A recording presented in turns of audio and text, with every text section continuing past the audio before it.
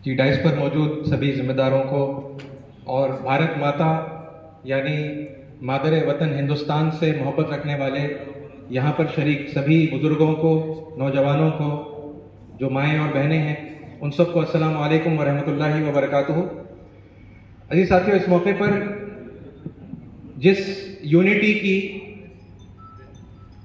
याद दहानी के लिए और एक दूसरे के साथ मिलजुल कर हिंदू, मुस्लिम, सिख, ईसाई की यूनिटी की जो बात को हम याद करना चाहते हैं, इस मौके पर ये जो सिंबल हमारे सामने हैं, राम प्रसाद बिस्मिल और अशफाकुल्लाह खान, ये मिसाल बन गए हैं उस मोहब्बत की, उस इत्तेहाद की, उस भरोसे की, जिस पर आगे चलकर उन्होंने एक दूसरे पर अपनी जानें निछावर की और अपनी जानों के साथ भी एक दूसरे पर भरोसा किया और इस देश को आज़ाद करने के लिए और सारे हिंदुस्तानियों को मुत्तहिद करने के लिए उन्होंने अपनी जानें दे दी और शहीद हो गए।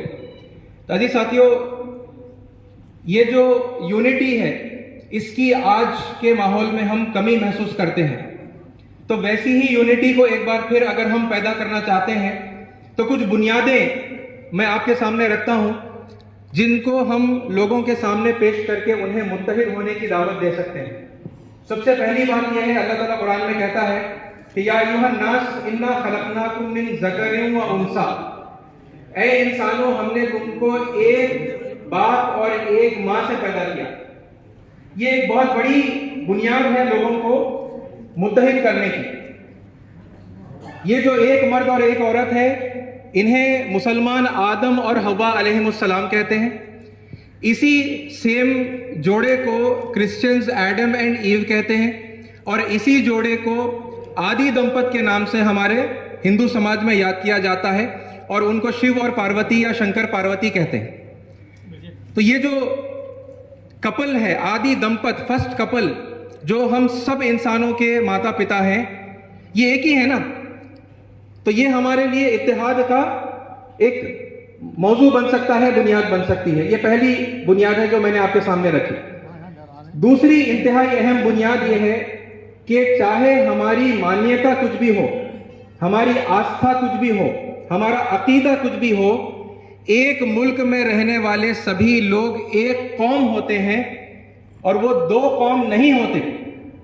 ठीक है, ये बात मैं खासतौर पर मुसलमानों को और फिर ये यानी सभी मेरे भाइयों को कहना चाहता हूं कि ये जो दो कौमी नजरिया है कि अकीदे की यानी अकीदे के इख्तिलाफ की वजह से हम एक कौम नहीं बन सकते, ये जो नजरिया लोगों में पाया जाता है, ये बातिल नजरिया है, ये कुरान की रूह से गलत है।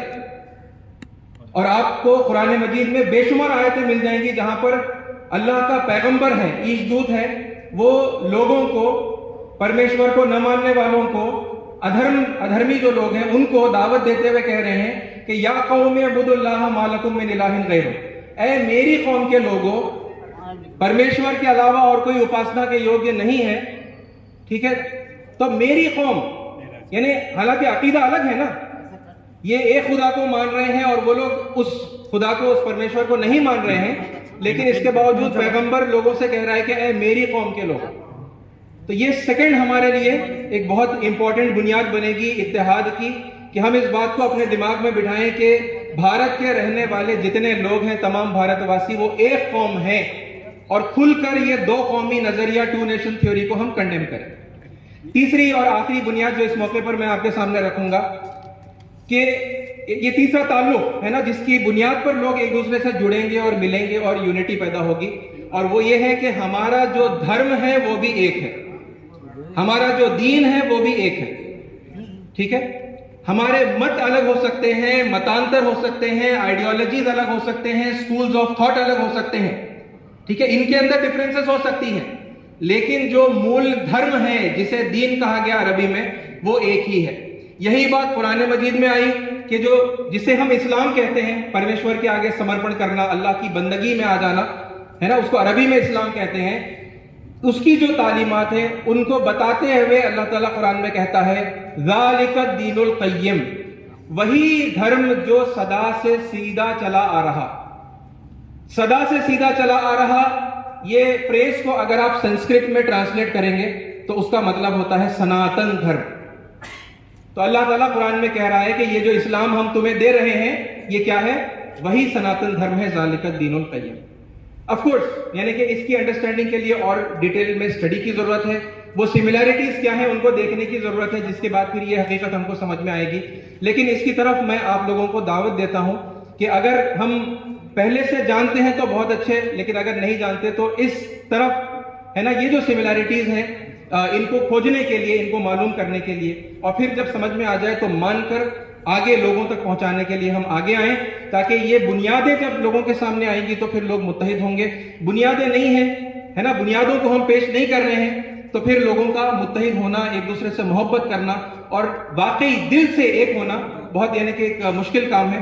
تو یہ باتوں کے ساتھ میں اپنی بات کو ختم کرتا ہوں۔ بہت بہت شکریہ، جزاک اللہ خیر۔ గారికి ధన్యవాదాలు.